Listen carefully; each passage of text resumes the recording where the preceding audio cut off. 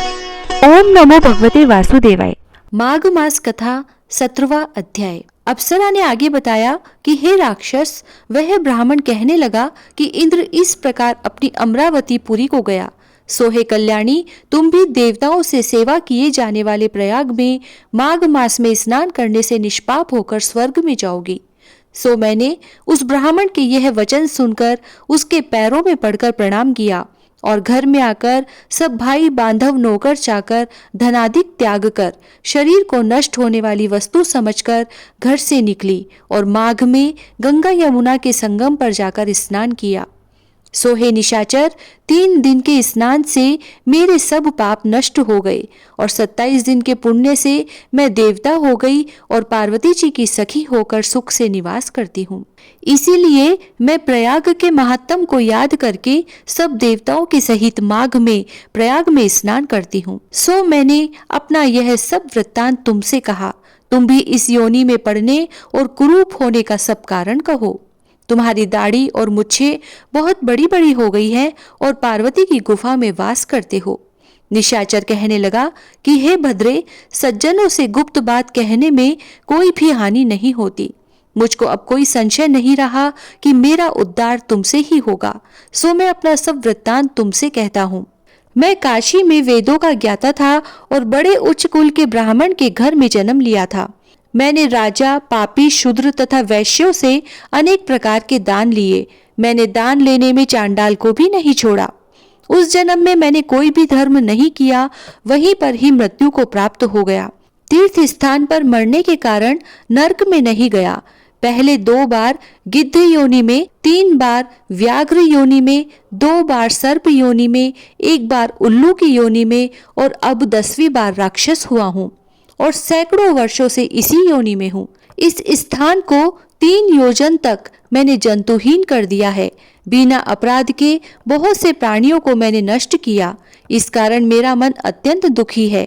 तुम्हारे दर्शन से चित्त में कुछ शांति अवश्य आई है, क्योंकि सज्जनों का संग तुरंत ही सुखदायी होता है। मैंने अपने दुख के कारण आपसे कहे और सज्जन लोग सदैव दूसरों के दुख से दुखी होते हैं। अब यह बताओ कि इस दुख रूपी समुद्र को कैसे पार कर सकता हूँ? क्या क्षीर सागर हंस को ही दूध देता है, बगुले को नहीं देता? दत्तात्रेय जी कहने लगे। इस प्रकार उसके वचन सुनकर कांचन मालिनी कहने लगी कि हे राक्षस, मैं अवश्य तुम्हारा कल्याण करूंगी। मैंने दृढ़ प्रतिज्ञा की है कि तुम्हारी मुक्ति के लिए ही प्रयत्न करूंगी। मैंने बहुत बार प्रयाग में स्नान किया है। वेद जानने वाले ऋषियों ने दुखी को दान देने की प्रशंसा की है। समुद्र में जल बरसने से क्या लाभ? प्रयाग में स्नान करने का 1 बार का फल मैं तुम्हें देती हूँ, उसी से तुमको स्वर्ग की प्राप्ति होगी। उसके फल का अनुभव मैं कर चुकी हूँ। तब उस अप्सरा ने अपने गीले वस्त्र का जल निचोड़कर जल को हाथ में लेकर माघ स्नान के फल को उस राक्षस को अर्पण किया। उसी समय पुण्य प्राप्त वह राक्षस शरीर को छोड़कर तेजमय सूर्य के सदृश देवता रूप हो गया।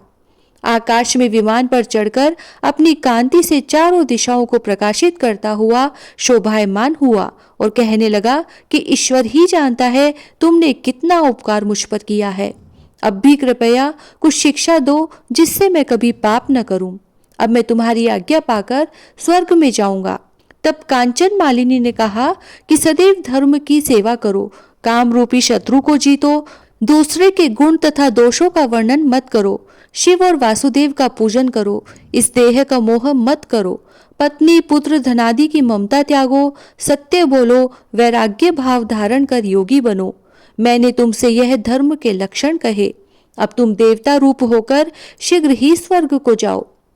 दत्तात्रेय जी कहने लगे कि इस प्रकार गंधर्वों से शोभित वह राक्षस कांचन मालिनी को नमस्कार करके स्वर्ग को गया और देव कन्याओं ने वहां आकर कांचन मालिनी पर पुष्पों की वर्षा की और प्रेम पूर्वक कहा कि हे भद्रे, तुमने इस राक्षस का उद्धार किया। इस दुष्ट के डर से कोई भी इस वन में प्रवेश नहीं करता था। अब हम निडर होकर विचरेंगी। इस प्रकार कांचन मालिनी उस राक्षस का उद्धार करके प्रेम पूर्वक देव कन्याओं से क्रीड़ा करते हुए शिवलोक को गई। ओम नमो भगवते वासुदेवाय। माघ मास महात्म 17वां अध्याय समाप्त। जय श्री राधे।